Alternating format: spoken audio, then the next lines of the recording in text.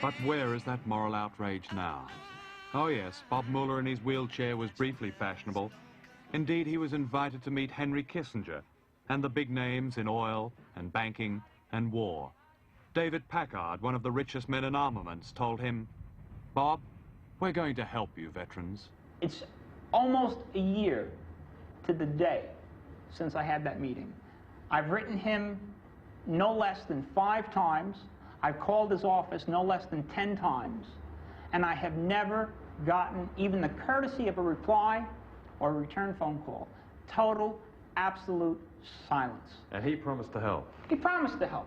But for a guy like that, who was Undersecretary of Defense in the Vietnam War, who was one of the 10 richest individuals in the country, who made his money on defense contracts, and who today is still in the papers all the time talking about the need for a stronger national defense in this country, to absolutely reject any accountability, responsibility, or anything for that generation of soldiers that he was a principal part in sending off to war is, to me, beyond belief.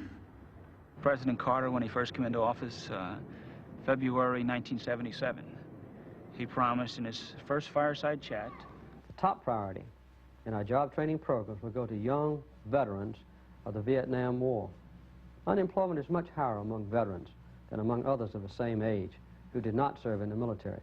And what's happened? they've been dismal failures. Do you say you're a veteran when you go for a job?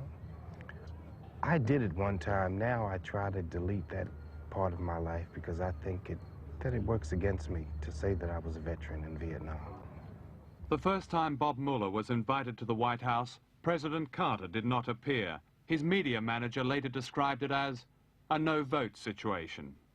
Last year, they had National Vietnam Veterans Week, and I think it was about 400 who were invited to the White House. And one young man, I think, summed it up, and he said, "We're just getting lemonade and sandwiches. The POWs got a big dinner." What did the president say to you? We love you. That's what he said.